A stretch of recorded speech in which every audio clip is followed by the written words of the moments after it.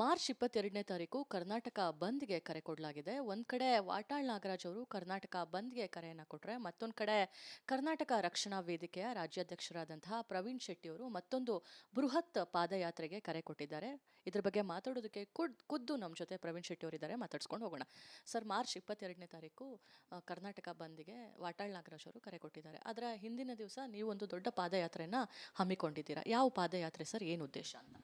ಕರ್ನಾಟಕ ರಕ್ಷಣಾ ವೇದಿಕೆ ರಾಮನಗರ ಕೆಂಪೇಗೌಡ ಸರ್ಕಲಿಂದ ಬೃಹತ್ ಮಟ್ಟದಲ್ಲಿ ರಾಜ್ಯದ ಎಲ್ಲ ಕಾರ್ಯಕರ್ತರು ಸೇರಿ ವಿಧಾನಸೌಧ ಚಲೋ ಅನ್ನುವಂಥ ಬೃಹತ್ ಮಟ್ಟದ ಪಾದಯಾತ್ರೆಯನ್ನು ಹಮ್ಮಿಕೊಂಡಿದ್ದೀವಿ.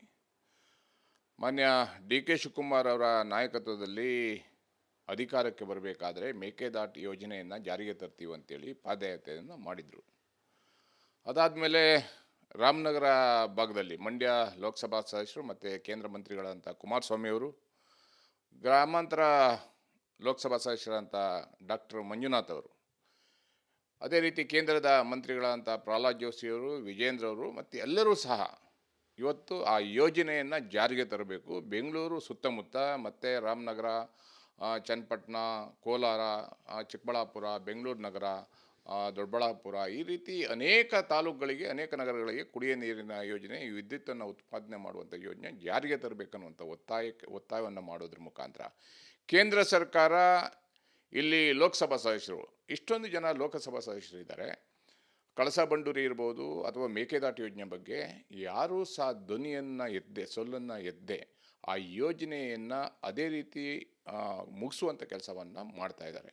ಅದಕ್ಕಾಗಿ ಕೇಂದ್ರ ಸರ್ಕಾರವನ್ನು ಒತ್ತಾಯಿಸೋದ್ರ ಮುಖಾಂತರ ರಾಜ್ಯ ಸರ್ಕಾರವನ್ನು ಯಾವ ರೀತಿ ಬ್ಲೂ ಪ್ರಿಂಟ್ ಮಾಡಿದೆ, ಅಧಿವೇಶನ ನಡೀತಿದೆ, ಎಷ್ಟು ಫಂಡ್ ಇಟ್ಟಿದ್ದೀರಾ, ಯಾವಾಗ ಪ್ರಾರಂಭ ಮಾಡ್ತೀರಾ, ಯಾವಾಗ ಅದನ್ನು ಮುಗಿಸ್ತೀರಾ, ಬೆಂಗಳೂರು ಜನರಿಗೆ ನೀರನ್ನು ಕೊಡ್ತೀರಾ ಅನ್ನುವಂಥ ಎಚ್ಚರಿಸಲಿಕ್ಕೆ ಈ ಪಾದಯಾತ್ರೆಯನ್ನು ಬೃಹತ್ ಮಟ್ಟದಲ್ಲಿ ನಾವು ಹಮ್ಮಿಕೊಂಡಿದ್ದೀವಿ. ಈ ಪಾದಯಾತ್ರೆ ಯಾವತ್ತಿಂದ ಶುರು ಆಗುತ್ತೆ ಸರ್? ಯಾವಾಗ ಮುಗಿಯುತ್ತೆ? ಯಾರೆಲ್ಲ ಭಾಗಿಯಾಗ್ತಾರೆ? ಹೇಗೆ ಪ್ಲಾನ್ ಮಾಡ್ಕೊಂಡಿದ್ದೀರಾ? 21ನೇ ತಾರೀಕು ಶುಕ್ರವಾರ ಬೆಳಿಗ್ಗೆ 10 ಗಂಟೆಗೆ ರಾಮನಗರ ಕೆಂಪೇಗೌಡ ಸರ್ಕಲ್ಲಿಂದ ಪಾದಯಾತ್ರೆ ಬಿಡದಿಯಲ್ಲಿ ನಾವು ಬಿಡದಿ ತನಕ ಬಂದು, ಬಿಡದಿಯಿಂದ ಮಾರನೇ ದಿವಸ ಶನಿವಾರ ನಾವು ವಿಧಾನಸೌಧಕ್ಕೆ ಚೆಲುವ ಅನ್ನುವಂಥ ಕಾರ್ಯಕ್ರಮವನ್ನು ಹಾಕ್ಕೊಂಡಿದ್ದೀವಿ. ರಾಜ್ಯದ ಅನೇಕ ಜನ ಗಣ್ಯರು, ಹಿತೈಷಿಗಳು, ರೈತ ಪರ ಸಂಘಟನೆಯವರು, ದಲಿತ ಪರ ಸಂಘಟನೆಗಳು ಮತ್ತು ನಮ್ಮ ಸಂಘಟನೆ ಎಲ್ಲ ಪದಾಧಿಕಾರಿಗಳು ಹೆಜ್ಜೆಯನ್ನು ಹಾಕೋದ್ರ ಮುಖಾಂತರ ರಾಜ್ಯದಲ್ಲಿ ನೀರಾವರಿ ಯೋಜನೆಗಳನ್ನು ಈ ಕೂಡಲೇ ಜಾರಿಗೆ ತರಬೇಕನ್ನುವಂಥ ಒತ್ತಾಯವನ್ನು ಕೇಂದ್ರ ಸರ್ಕಾರಕ್ಕೆ ಮತ್ತು ರಾಜ್ಯ ಸರ್ಕಾರಕ್ಕೆ, ಒಂದೇ ಸರ್ಕಾರದ ಬಗ್ಗೆ ನಾವು ಘೋಷಣೆ ಮಾಡೋಕ್ಕಾಗಲ್ಲ, ಎರಡೂ ಸರ್ಕಾರಗಳು ಈ ಯೋಜನೆಯನ್ನು ಇವತ್ತು ಕುಮಾರಸ್ವಾಮಿಯವರು ಪ್ರಬಲ ಸಚಿವರಾಗಿರೋದ್ರಿಂದ ಪ್ರಧಾನಿಯವ್ರ ಮುಖಾಂತರ ಯೋಜನೆಗೆ ಅನುಷ್ಠಾನಕ್ಕೆ ತರಬೇಕನ್ನೋದು ಒತ್ತಾಯವನ್ನು ಮಾಡ್ತಾ ಇದ್ದೀವಿ. ಮಾನ್ಯ ಡಿ.ಕೆ. ಶಿವಕುಮಾರ್ ಅವರು ಸ್ಟಾಲಿನ್ ಅವ್ರ ಮುಖಾಂತರ ಮಾತಾಡೋದ್ರ ಮುಖಾಂತರ ಯೋಜನೆಯನ್ನು ಕೈಗೆತ್ತಿಕೊಳ್ಬೇಕು, ಈ ಕೂಡಲೇ ಕುಡಿಯೋ ನೀರಿನ ಯೋಜನೆಯನ್ನು ಮಾಡಬೇಕನ್ನುವಂಥ ಒತ್ತಾಯವನ್ನು ನಾವು ಮಾಡ್ತಾ ಇದ್ದೀವಿ. ಸರ್, ಮಾರ್ಚ್ 22ನೇ ತಾರೀಕು ಹಾಗಿದ್ರೆ ನಿಮ್ಮ ಪಾದಯಾತ್ರೆ ವಿಧಾನಸೌಧಕ್ಕೆ ತಲುಪುತ್ತೆ. ಸಾವಿರಾರು ಸಂಖ್ಯೆಯಲ್ಲಿರ್ತೀರಾ?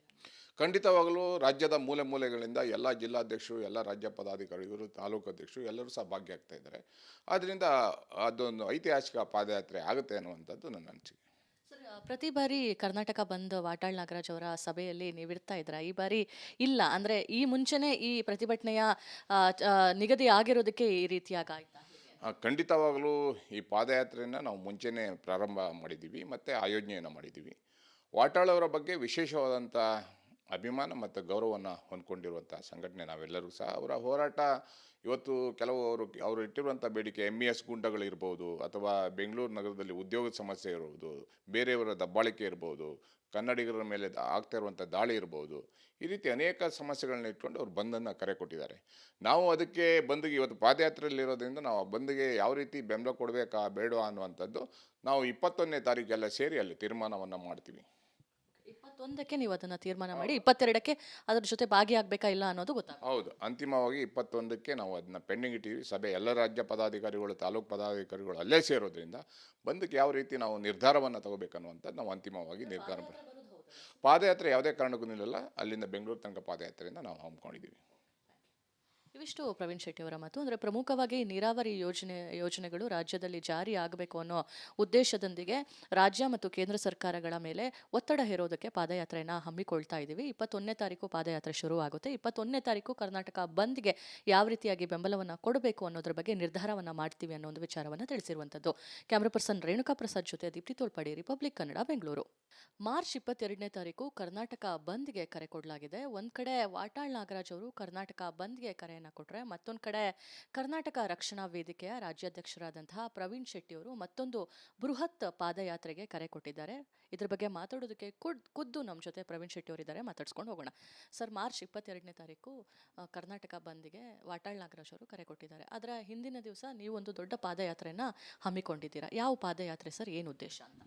ಕರ್ನಾಟಕ ರಕ್ಷಣಾ ವೇದಿಕೆ ರಾಮನಗರ ಕೆಂಪೇಗೌಡ ಸರ್ಕಲಿಂದ ಬೃಹತ್ ಮಟ್ಟದಲ್ಲಿ ರಾಜ್ಯದ ಎಲ್ಲ ಕಾರ್ಯಕರ್ತರು ಸೇರಿ ವಿಧಾನಸೌಧ ಚಲೋ ಅನ್ನುವಂಥ ಬೃಹತ್ ಮಟ್ಟದ ಪಾದಯಾತ್ರೆಯನ್ನು ಹಮ್ಮಿಕೊಂಡಿದ್ದೀವಿ.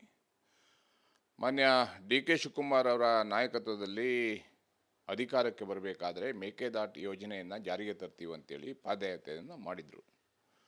ಅದಾದಮೇಲೆ ರಾಮನಗರ ಭಾಗದಲ್ಲಿ ಮಂಡ್ಯ ಲೋಕಸಭಾ ಸದಸ್ಯರು ಮತ್ತು ಕೇಂದ್ರ ಮಂತ್ರಿಗಳಂಥ ಕುಮಾರಸ್ವಾಮಿ ಅವರು, ಗ್ರಾಮಾಂತರ ಲೋಕಸಭಾ ಸದಸ್ಯರಂಥ ಡಾಕ್ಟರ್ ಮಂಜುನಾಥ್ ಅವರು, ಅದೇ ರೀತಿ ಕೇಂದ್ರದ ಮಂತ್ರಿಗಳಂಥ ಪ್ರಹ್ಲಾದ್ ಜೋಶಿಯವರು, ವಿಜೇಂದ್ರ ಅವರು ಮತ್ತು ಎಲ್ಲರೂ ಸಹ ಇವತ್ತು ಆ ಯೋಜನೆಯನ್ನು ಜಾರಿಗೆ ತರಬೇಕು. ಬೆಂಗಳೂರು ಸುತ್ತಮುತ್ತ ಮತ್ತು ರಾಮನಗರ, ಚನ್ನಪಟ್ಟಣ, ಕೋಲಾರ, ಚಿಕ್ಕಬಳ್ಳಾಪುರ, ಬೆಂಗಳೂರು ನಗರ, ದೊಡ್ಡಬಳ್ಳಾಪುರ, ಈ ರೀತಿ ಅನೇಕ ತಾಲೂಕುಗಳಿಗೆ, ಅನೇಕ ನಗರಗಳಿಗೆ ಕುಡಿಯ ನೀರಿನ ಯೋಜನೆ, ಈ ವಿದ್ಯುತ್ತನ್ನು ಉತ್ಪಾದನೆ ಮಾಡುವಂಥ ಯೋಜನೆ ಜಾರಿಗೆ ತರಬೇಕನ್ನುವಂಥ ಒತ್ತಾಯವನ್ನು ಮಾಡೋದ್ರ ಮುಖಾಂತರ ಕೇಂದ್ರ ಸರ್ಕಾರ, ಇಲ್ಲಿ ಲೋಕಸಭಾ ಸದಸ್ಯರು, ಇಷ್ಟೊಂದು ಜನ ಲೋಕಸಭಾ ಸದಸ್ಯರಿದ್ದಾರೆ, ಕಳಸಾ ಬಂಡೂರಿ ಇರ್ಬೋದು ಅಥವಾ ಮೇಕೆದಾಟು ಯೋಜನೆ ಬಗ್ಗೆ ಯಾರೂ ಸಹ ಧ್ವನಿಯನ್ನು ಸೊಲ್ಲನ್ನು ಎದ್ದೆ ಆ ಯೋಜನೆಯನ್ನು ಅದೇ ರೀತಿ ಮುಗಿಸುವಂಥ ಕೆಲಸವನ್ನು ಮಾಡ್ತಾ ಇದ್ದಾರೆ.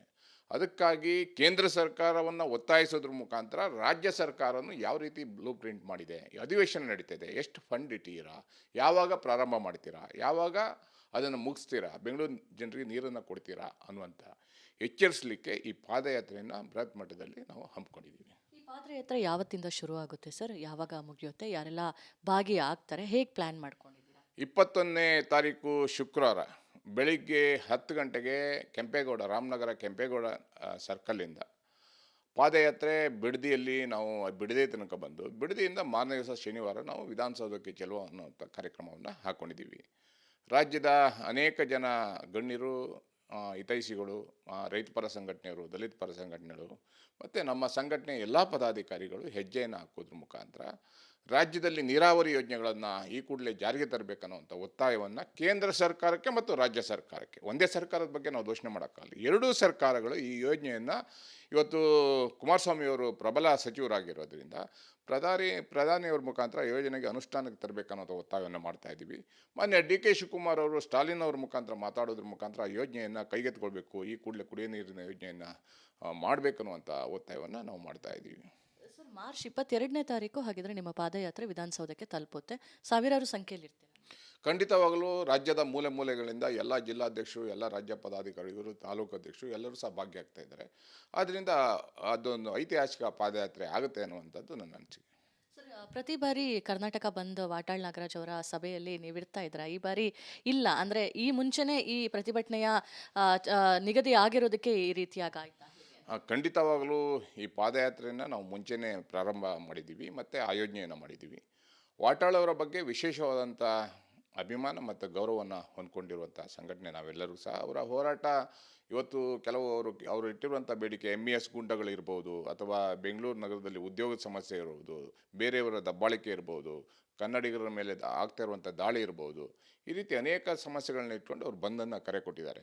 ನಾವು ಅದಕ್ಕೆ ಬಂದಿಗೆ ಇವತ್ತು ಪಾದಯಾತ್ರೆಯಲ್ಲಿರೋದ್ರಿಂದ ನಾವು ಆ ಬಂದಿಗೆ ಯಾವ ರೀತಿ ಬೆಂಬಲ ಕೊಡಬೇಕಾ ಬೇಡವಾ ಅನ್ನುವಂಥದ್ದು ನಾವು 21ನೇ ತಾರೀಕೆಲ್ಲ ಸೇರಿ ಅಲ್ಲಿ ತೀರ್ಮಾನವನ್ನು ಮಾಡ್ತೀವಿ. 21ಕ್ಕೆ ನೀವು ಅದನ್ನು ತೀರ್ಮಾನ ಮಾಡಿ 22ಕ್ಕೆ ಅದ್ರ ಜೊತೆ ಭಾಗಿಯಾಗಬೇಕಾ ಇಲ್ಲ ಅನ್ನೋದು ಗೊತ್ತಾಗುತ್ತೆ. ಹೌದು, ಅಂತಿಮವಾಗಿ 21ಕ್ಕೆ ನಾವು ಅದನ್ನ ಪೆಂಡಿಂಗ್ ಇಟ್ಟಿವಿ. ಸಭೆ ಎಲ್ಲ ರಾಜ್ಯ ಪದಾಧಿಕಾರಿಗಳು, ತಾಲೂಕು ಪದಾಧಿಕಾರಿಗಳು ಅಲ್ಲೇ ಸೇರೋದ್ರಿಂದ ಬಂದಕ್ಕೆ ಯಾವ ರೀತಿ ನಾವು ನಿರ್ಧಾರವನ್ನು ತಗೋಬೇಕನ್ನುವಂಥದ್ದು ನಾವು ಅಂತಿಮವಾಗಿ ನಿರ್ಧಾರ ಪಾದಯಾತ್ರೆ ಯಾವುದೇ ಕಾರಣಕ್ಕೂ ನಿಲ್ಲಲ್ಲ. ಅಲ್ಲಿಂದ ಬೆಂಗಳೂರು ತನಕ ಪಾದಯಾತ್ರೆಯಿಂದ ನಾವು ಹಮ್ಮಿಕೊಂಡಿದ್ದೀವಿ.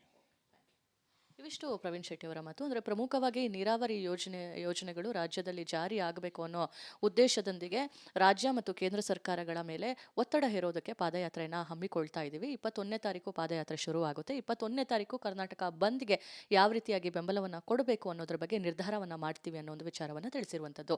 ಕ್ಯಾಮ್ರಾ ಪರ್ಸನ್ ರೇಣುಕಾ ಪ್ರಸಾದ್ ಜೊತೆ ದೀಪ್ತಿ ತೋಳ್ಪಾಡಿ, ರಿಪಬ್ಲಿಕ್ ಕನ್ನಡ, ಬೆಂಗಳೂರು.